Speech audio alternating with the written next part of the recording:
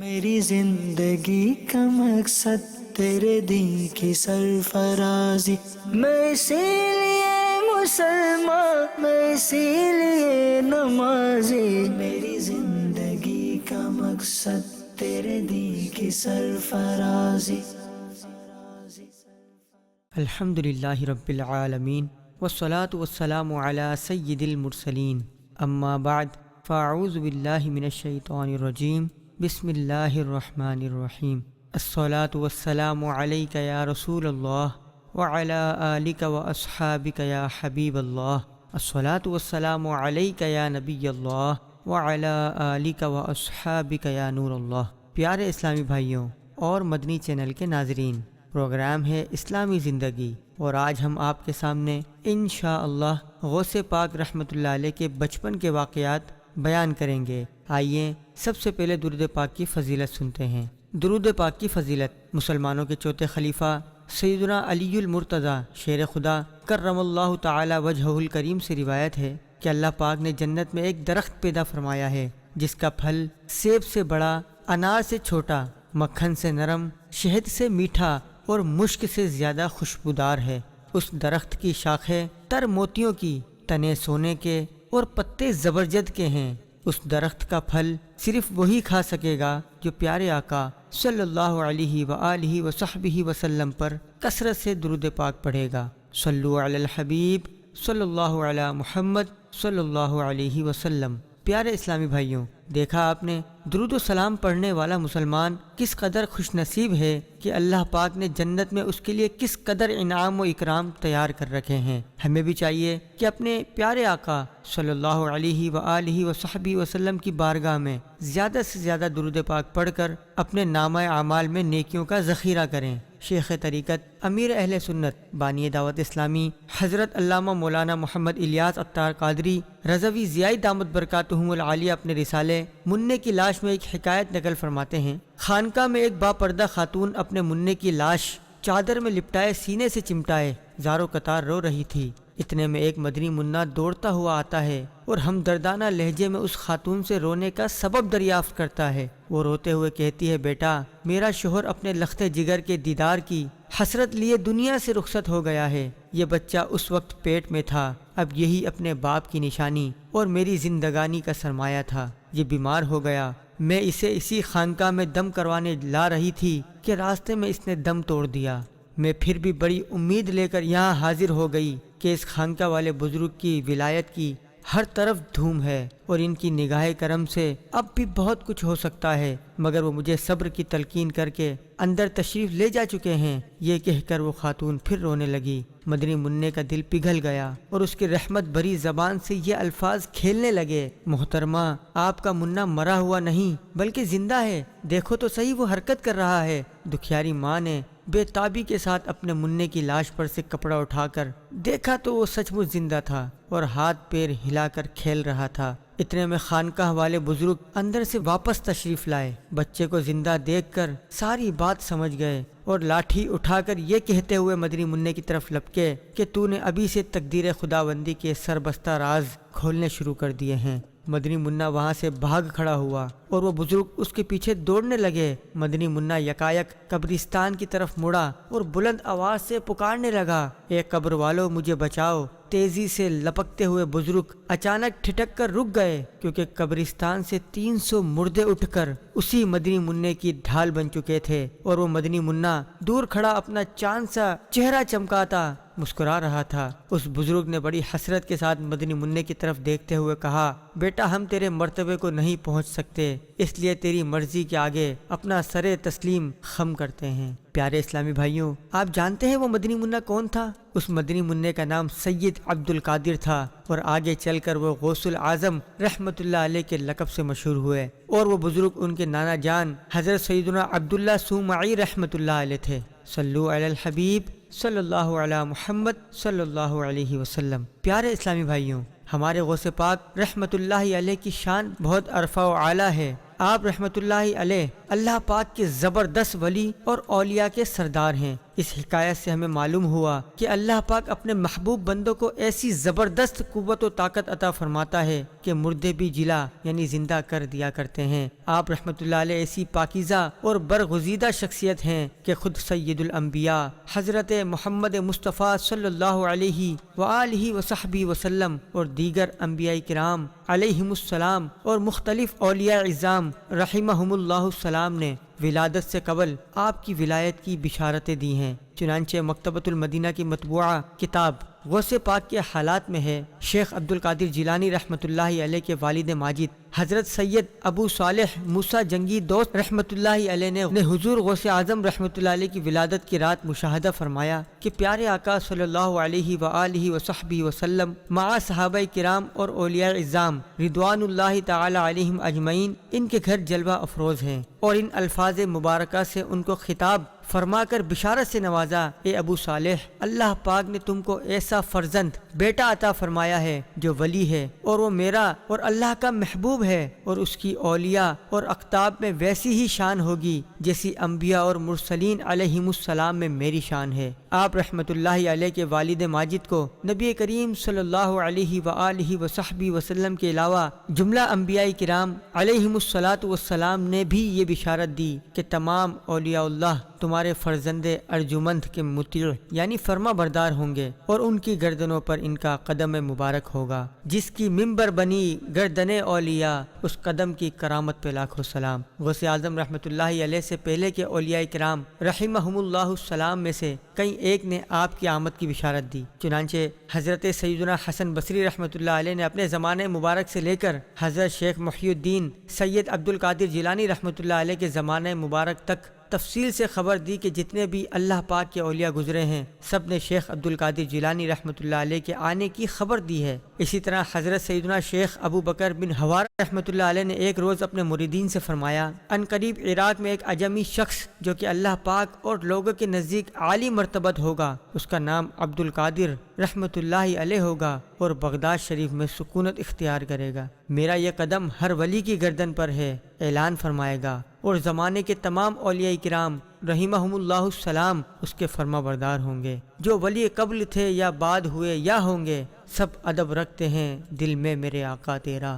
صلو علی الحبیب صلی اللہ علی محمد صلی اللہ علیہ وسلم۔ پیارے اسلامی بھائیوں، دیکھا آپ نے کہ ہمارے غوث پاک شہنشاہ بغداد رحمت اللہ علیہ کی شان کس قدر بلند و بالا ہے کہ آپ رحمت اللہ علیہ کے پیدا ہوتے ہی پیارے آقا صلی اللہ علیہ وآلہ وصحبہ وسلم نے آپ کے بلند مرتبے اور شان و عظمت کی بشارت دے دی تھی، نیز یہ بھی بتا دیا تھا کہ آپ رحمت اللہ علیہ تمام اولیاء کے سردار ہوں گے، اسی لیے آپ کے پیدا ہوتے ہی برکات و تجلیات کا ظہور شروع ہو گیا۔ حضور غوث پاک رحمت اللہ علیہ یکم رمضان بروز جمعۃ المبارک 470 ہجری کو بغداد شریف کے قریب قصبہ جیلان میں پیدا ہوئے۔ حضرت سیدنا عبد القادر جیلانی رحمت اللہ علیہ کی ولادت باسعادت کے وقت بہت سے حیرت انگیز واقعات ظہور پذیر ہوئے۔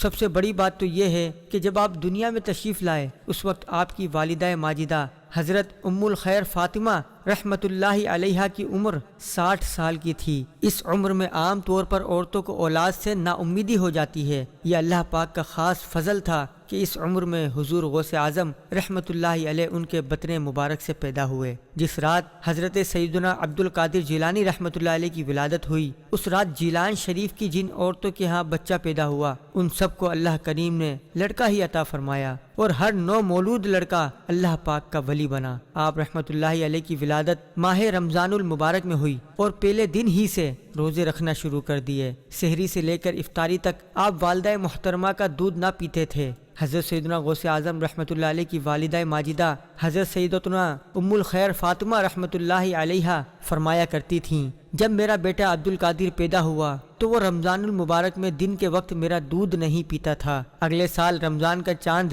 غبار کی وجہ سے نظر نہ آیا تو لوگ میرے پاس دریافت کرنے کے لیے آئے تو میں نے کہا کہ میرے بچے نے دودھ نہیں پیا۔ پھر معلوم ہوا کہ آج رمضان کا دن ہے، اور ہمارے شہر میں یہ بات مشہور ہو گئی کہ سیدوں میں ایک بچہ پیدا ہوا ہے جو رمضان المبارک میں دن کے وقت دودھ نہیں پیتا۔ صلو علی الحبیب صلی اللہ علی محمد صلی اللہ علیہ وسلم۔ پیارے اسلامی بھائیوں، پیروں کے پیر شیخ عبد القادر جیلانی رحمۃ اللہ علیہ مادر ذات یعنی پیدائشی ولی تھے۔ آپ رحمۃ اللہ علیہ ابھی اپنی ماں کے پیٹ میں تھے، اور ماں کو جب چھینک آتی اور اس پر وہ الحمدللہ کہتی تو آپ رحمۃ اللہ علیہ پیٹ ہی میں جواباً یرحمک اللہ کہتے۔ آپ رحمۃ اللہ علیہ یکم رمضان المبارک بروز پیر صبح صادق کے وقت دنیا میں جلوہ گر ہوئے۔ اس وقت ہونٹ آہستہ آہستہ حرکت کر رہے تھے اور اللہ اللہ کی آوازیں آ رہی تھی۔ صلو علی الحبیب صلی اللہ علی محمد صلی اللہ علیہ وسلم۔ پیارے اسلامی بھائیوں، دیکھا جاتا ہے کہ بچپن میں عموماً بچے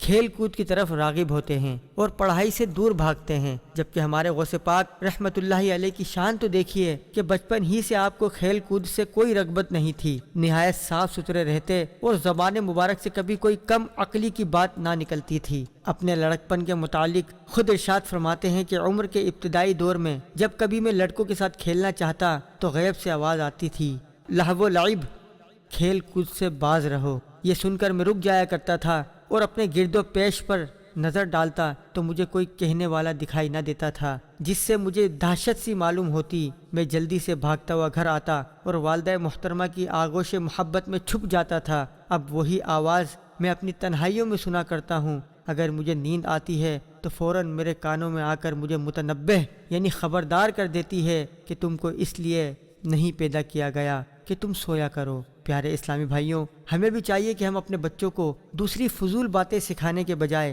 اللہ پاک اور اس کے رسول صلی اللہ علیہ وآلہ وصحبہ وسلم کا ذکر سکھائیں۔ انشاءاللہ اس کا بچوں پر اچھا اثر پڑے گا۔ شکم مادر میں علم۔ 5 برس کی عمر میں جب پہلی بار بسم اللہ پڑھنے کی رسم کے لیے کسی بزرگ کے پاس بیٹھے تو اعوذ اور بسم اللہ پڑھ کر سورہ فاتحہ اور الف لام میم سے لے کر 18 پارے پڑھ کر سنا دیے۔ ان بزرگ نے کہا، بیٹے اور پڑھیے۔ فرمایا، بس مجھے اتنا ہی یاد ہے، کیونکہ میری ماں کو بھی اتنا ہی یاد تھا۔ جب میں اپنی ماں کے پیٹ میں تھا اس وقت وہ پڑھا کرتی تھیں، میں نے سن کر یاد کر لیا تھا۔ پیارے اسلامی بھائیوں، آپ نے دیکھا کہ غوث پاک رحمت اللہ علیہ جب کچھ بڑے ہو گئے تو آپ کو قرآن پاک کی تعلیم دلوانے کے لیے مدرسے میں داخل کروا دیا گیا۔ ہمیں بھی چاہیے کہ ہم اپنے بچوں کو قرآن پاک کی تعلیم ضرور دلوایا کریں۔ افسوس، آج ہم اپنے بچوں کو دنیا کی تعلیم تو بہت زور و شور سے دلواتے ہیں، خوب پیسے خرچ کرتے ہیں، توجہ بھی دیتے ہیں، مگر دینی تعلیم کی طرف ہمارا کوئی رجحان نہیں ہے۔ ہم اسکول کے ہوم ورک کے متعلق تو روز بچوں سے پوچھ گچھ کرتے ہوں گے، اپنی نگرانی میں بچوں سے ہوم ورک کرواتے ہوں گے۔ اگر اسکول میں بچوں کی پڑھائی میں کمزوری نظر آئے تو بچوں کو ڈانٹتے بھی ہوں گے، اور اس کمزوری کو دور کرنے اور تعلیمی معیار کو بہتر سے بہتر بنانے کے لیے ٹیوشن کی الگ سے ترکیب بھی کرتے ہوں گے کہ کسی طرح میرا بچہ کوئی پوزیشن لینے میں کامیاب ہو جائے۔ لیکن صد افسوس کہ دینی تعلیمات اور مدرسے کے اسباق سے متعلق ہم بچوں پر بالکل توجہ نہیں دیتے۔ آئیے آج سے نیت کرتے ہیں کہ اب ہم اپنے بچوں کو ذوق و شوق کے ساتھ دینی تعلیم بھی دلوائیں گے اور اس حوالے سے ان پر خوب توجہ بھی دیں گے۔ الحمدللہ دعوت اسلامی کے تحت چلنے والے مدرسۃ المدینہ ایک عرصے سے تعلیم قرآن کو عام کرنے میں مصروف عمل ہے، جہاں آپ بآسانی اپنے بچوں کو قرآنی تعلیمات کے زیور سے آراستہ کرنے کے ساتھ ساتھ ان کے اخلاق و کردار کو بھی بہتر بنا سکتے ہیں۔ لہٰذا اس سے فائدہ اٹھائیے اور ہو سکے تو کم از کم اپنے ایک بچے کو قرآن پاک کا حافظ بنائیے، عالم دین بنائیے۔ حضرت سیدنا بریدہ رضی اللہ عنہ سے روایت ہے کہ پیارے آقا صلی اللہ علیہ وآلہ وصحبہ وسلم نے ارشاد فرمایا، جس نے قرآن پڑھا اور اسے سیکھا اور اس پر عمل کیا تو اس کے والدین کو قیامت کے دن نور کا ایک ایسا تاج پہنایا جائے گا جس کی چمک سورج کی طرح ہوگی، اور اس کے والدین کو 2 حلے پہنائے جائیں گے جن کی قیمت یہ دنیا ادا نہیں کر سکتی۔ تو وہ پوچھیں گے، ہمیں یہ لباس کیوں پہنائے گئے ہیں؟ ان سے کہا جائے گا، تمہارے بچوں کے قرآن کو تھامنے کے سبب۔ صلو علی الحبیب صلی اللہ علی محمد صلی اللہ علیہ وسلم۔ حضور غوث اعظم رحمۃ اللہ علیہ فرماتے ہیں، جب میں صغر سنی یعنی بچپن کے عالم میں مدرسے کو جایا کرتا تھا تو روزانہ ایک فرشتہ انسانی شکل میں میرے پاس آتا اور مجھے مدرسہ لے جاتا۔ خود بھی میرے پاس بیٹھا رہتا تھا اور میں اس کو مطلقاً نہیں پہچانتا تھا کہ یہ فرشتہ ہے۔ ایک دن میں نے اس سے پوچھا، آپ کون ہیں؟ تو اس نے جواب دیا کہ میں فرشتوں میں سے ایک فرشتہ ہوں، اللہ پاک نے مجھے اس لیے بھیجا ہے کہ میں مدرسے میں آپ کے ساتھ رہا کروں۔ اسی طرح آپ رحمۃ اللہ علیہ فرماتے ہیں کہ ایک روز میرے قریب سے ایک شخص گزرا جس کو میں بالکل نہ جانتا تھا۔ اس نے جب فرشتوں کو یہ کہتے سنا کہ کشادہ ہو جاؤ تاکہ اللہ پاک کا ولی بیٹھ جائے، تو اس نے ایک فرشتے سے پوچھا یہ لڑکا کس کا ہے؟ تو فرشتے نے جواب دیا کہ یہ سادات کے گھرانے کا لڑکا ہے۔ تو اس نے کہا کہ یہ عنقریب بہت بڑی شان والا ہوگا۔ آپ رحمۃ اللہ علیہ کے صاحبزادے شیخ عبد الرزاق رحمۃ اللہ علیہ کا بیان ہے کہ ایک دفعہ حضور غوث اعظم رحمۃ اللہ علیہ سے دریافت کیا گیا کہ آپ کو اپنے ولی ہونے کا علم کب ہوا؟ تو آپ نے فرمایا کہ جب میں 10 برس کا تھا اور اپنے شہر کے مکتب میں جایا کرتا تھا اور فرشتوں کو اپنے پیچھے اور ارد گرد چلتا دیکھتا۔ جب میں مکتب میں پہنچ جاتا تو بار بار یہ کہتے کہ اللہ پاک کے ولی کو بیٹھنے کے لیے جگہ دو۔ اسی واقعے کو بار بار دیکھ کر میرے دل میں یہ احساس پیدا ہوا کہ اللہ پاک نے مجھے درجہ ولایت پر فائز کیا ہے۔ فرشتے مدرسے تک ساتھ پہنچانے کو جاتے تھے، یہ دربار الہی میں ہے رتبہ غوث اعظم کا۔ خدا کے فضل سے ہم پر ہے سایہ غوث اعظم کا، ہمیں دونوں جہاں میں ہے سہارا غوث اعظم کا۔ صلو علی الحبیب صلی اللہ علی محمد صلی اللہ علیہ وسلم۔ غوث پاک رحمۃ اللہ علیہ بچپن ہی میں علم دین حاصل کرنے کے لیے راہ خدا کے مسافر بن گئے تھے۔ چنانچہ حضرت شیخ محمد بن قائد اوانی رحمۃ اللہ علیہ فرماتے ہیں کہ غوث اعظم رحمۃ اللہ علیہ نے ہم سے فرمایا کہ بچپن میں حج کے دن مجھے ایک مرتبہ جنگل کی طرف جانے کا اتفاق ہوا اور میں ایک بیل کے پیچھے پیچھے چل رہا تھا